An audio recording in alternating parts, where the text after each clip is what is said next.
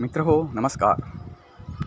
निसर्ग आपला गुरु आणि देव असल्याचं आपण नेहमी म्हणतो आणि ते खरंही आहे. कारण निसर्ग आपल्या प्रत्येक गोष्टीतून माणसाला काही ना काही शिकवत असतो. आता हेच पहा ना, पृथ्वीवर माणूस हा सर्वात बुद्धिमान प्राणी मानला जातो. पण तरीसुद्धा त्याला काही ना काही दररोज शिकावं लागतं, अपडेट राहावं लागतं. जो अपडेट राहतो आयुष्यामध्ये तो पुढं जातो आणि जो अपडेट राहत नाही तो काळाच्या ओघात मागे पडत जातो. आपण बऱ्याच गोष्टींनी खचून जातो. आपलं खचणं असो, आपला आनंद असो की आपल्या इतर कुठल्या भावना असो, या भावना निसर्गाने प्रत्येक गोष्टीला दिलेल्या आहेत. निसर्गात जन्म घेणाऱ्या प्रत्येक गोष्टीला दिलेल्या आहेत. मग ते झाड असो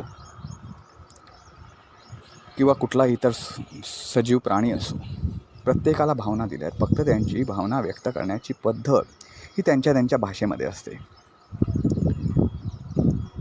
मित्र, याच विषयावर आजचा व्हिडिओ आहे. निसर्ग हाच आपला गुरु. मित्र, बऱ्याच वेळा आपण असं पाहतो की आपल्या अवतीभोवती काही घटना घडत असतात. त्यातून आपण व्यक्त होत राहतो, त्या घटनांवर आपण व्यक्त होत राहतो. आपण पाहिलं असाल, एवढी छोटीशी मुंगी असते. ही मुंगी जी असते ती इतकी छोटी असते तर तिचा मेंदू किती छोटा असेल. तर मित्र हो, एक लक्षात घ्या, त्या मुंगीकडून सुद्धा आपल्याला काहीतरी शिकण्यासारखं आहे. आता तुम्ही म्हणाल, काय एवढ्याशा मुंगीकडून काय शिकण्यासारखं आहे? तर या मुंगीकडे हजारो मुंग्या जरी एकत्र आल्या तर त्यांच्याकडे एका रांगेमध्ये चालण्याची, एका लाईनमध्ये चालण्याची, एका रेषेमध्ये चालण्याची क्षमता आहे, बुद्धी आहे. आपण जर हजारो लोक एकत्र उभी राहिली आणि आपल्याला सांगितलं गेलं की चला रांगेत उभं राहा, तर आपल्याला 2 रेषा मारायला लागतील आणि त्याच्यामध्ये उभं राहा असं सगळ्यांना सांगायला लागले तर आपण एका रांगेत उभे राहू. पण मुंगी हजारो असोत की लाखो असोत, त्या एका रांगेत चालत जातात. कुठेही रांग त्यांची बिघडत नाही. ही त्यांच्या इवल्याशा देहामध्ये केवढी मोठी कला भरलेली आहे निसर्गानं, सांगा. ही मुंगी हत्तीला सुद्धा बेजार करू शकते. कशाच्या जोरावर? बुद्धीच्या जोरावर आणि गनिमी काव्यांच्या जोरावर. त्यामुळे आपल्यालाही माहिती आहे, आपणही अनुभव घेतला असेल, मुंगी चावली तर आपल्या एवढ्या मोठ्या अजस्त्र देहाला किती वेदना होतात. त्यामुळे मुंगीलाही तिचं जगण्यासाठीचं किंवा स्वतःचं रक्षण करण्यासाठीची कुवत निसर्गाने दिलेली आहे. याच्यावरूनच एक विषय सांगतो. आपण खूप वेळा खचून जातो.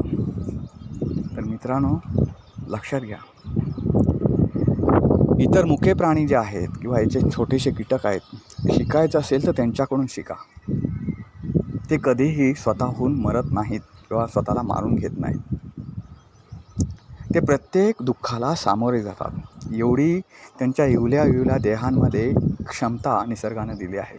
आपण मात्र एखादी गोष्ट मनासारखी झाली नाही तर आपण पूर्ण आयुष्य संपवून टाकतो. दुसरं एक उदाहरण घ्या. सूर्य उगवला नाही तर, आपल्या हातात घड्याळ नसेल तर आणि आपल्यापाशी मोबाईल नसेल तर आपल्याला वेळ कशी कळेल? कळू शकत नाही ना. एक लक्षात घ्या, मोबाईल नाही, टी व्ही नाही, घड्याळ नाही की उद्या सूर्यही उगवणार नाही तर तुम्हाला वेळ कशी समजेल? समजूच शकत नाही. कारण आणि सध्याचं आपण पाहत आहे, आपलं आयुष्य हे घड्याळाच्या काट्यावर चालत असतं.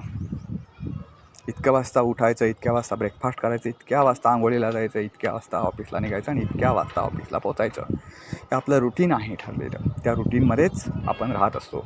त्यामुळे आपल्यासाठी वेळ ही किती इम्पॉर्टंट असते तुम्हाला माहिती आहे. आपल्या अवतीभोवती असणाऱ्या पशु पक्षी यांना मात्र वेळेचं बंधन नसतं. ते त्यांच्या मनाप्रमाणे जगतात. तरीसुद्धा त्यांना वेळ कळते.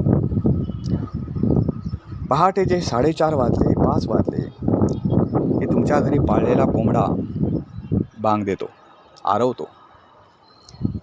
त्यावेळी सूर्यसुद्धा जागा झालेला नसतो.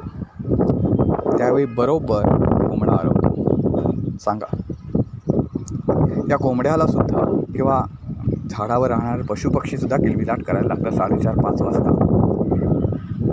बघा त्यांच्याकडे किती मोठं नॉलेज, एवढ्याशा त्यांच्या देहामध्ये निसर्गानं केवढं मोठं नॉलेज दिलं आहे की त्यांना बरोबर कळतं की आता पहाट होणार आहे. सूर्य उगवायच्या अगोदर आपल्याला सूर्य उगवायच्या अगोदर कळूच शकत नाही की आता किती वाजले, पण त्यांचं घड्याळ हे त्यांच्या बुद्धिमत्तेवर आणि त्यांना दिलेल्या क्षमतेवर चालू राहतं. मित्र हो, उदाहरण घेऊ मांजराचं. तुमच्या घरी मांजर तर असतंच, बऱ्याचशा घरी मांजर पाळलं जातं. या मांजराचे कधी तुम्ही बघितलात की मांजराला असं तुम्ही 4 पाय त्याचे धरलं आहे आणि त्याला असं वरच्यावर हवेमध्ये धरलं आहे, त्याला 4 पाय धरून त्याला तसंच जर खाली टाकलं तर ते कधीच पाठीवर पडत नाही, ते 4 पायांवरच पडतं. मला सांगा, आपण जर डोक्याच्या बाजूनं उडी घ्यायची म्हटली तर आपण 2 पायावर उभे राहणार नाही, आपण डोक्यावरच पडणार.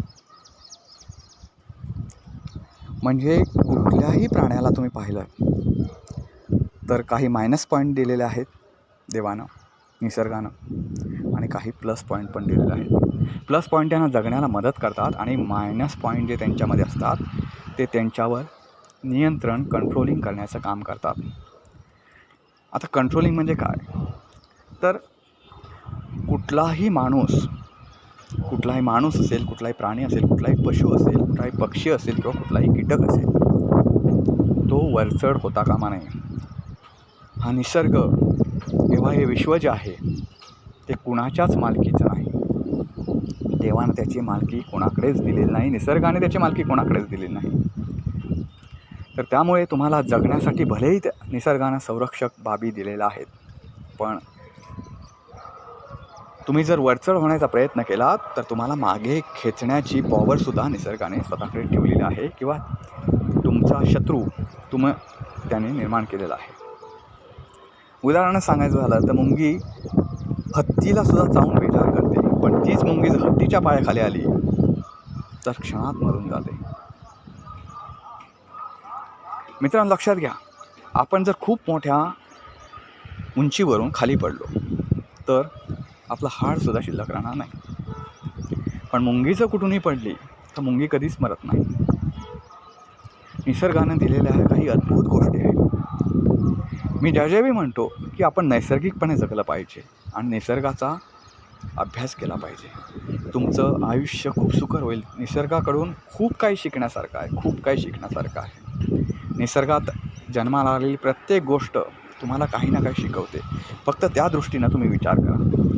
तुमचं दुःख आणि तुमचं सुख या दोन्ही गोष्टी तुम्हाला हलक्या वाटतील, आणि ह्या गोष्टी जेव्हा हलक्या होतील तेव्हा तुमचं मनही प्रसन्न राहील. मित्र, हा व्हिडिओ तुम्हाला कसा वाटला ते नक्की कळवा. कॉमेंट बॉक्समध्ये कॉमेंट्स करायला विसरू नका, आणि हो, चॅनलला सबस्क्राईब करा आणि व्हिडिओला शेअर करा. पुन्हा भेटू एका अशाच नवीन व्हिडिओसह. तोपर्यंत नमस्कार.